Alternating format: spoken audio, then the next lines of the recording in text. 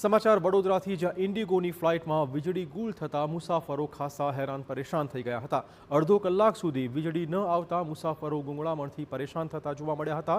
ફ્લાઇટમાં ગુંગળામણ થતા મુસાફરોએ ખાસો હોબાળો મચાવ્યો હતો। વધુ વાત કરવા જોડાશે અમારા સંવાદદાતા અંજલિ। શું વધુ અપડેટ?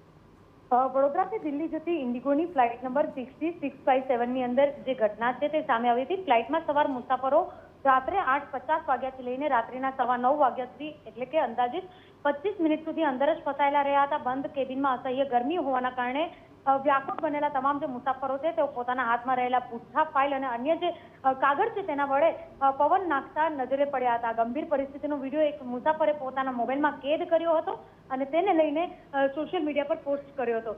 એરપોર્ટના સત્તાવાર સૂત્રો પાસેથી જે પ્રકારે માહિતી મળી તે પ્રમાણે એરક્રાફ્ટનું જીપીયુ એટલે કે ગ્રાઉન્ડ પાવર યુનિટ કોઈ ટેકનિકલ કારણોસર બંધ થઈ ગયું હતું, જેના કારણે આ પરિસ્થિતિનું નિર્માણ થયું હતું। એટલે કે કહી શકાય કે જે રીતે એરપોર્ટ પર ઉભેલી આ જે ફ્લાઇટ છે તેમાં અચાનક વીજ પુરવઠો ખોરવાઈ જતા એર કન્ડિશનર અને લાઇટો સંપૂર્ણપણે બંધ થઈ જતા મુસાફરોએ ગરમીમાં શેકાવાનો વારો પણ આવ્યો હતો।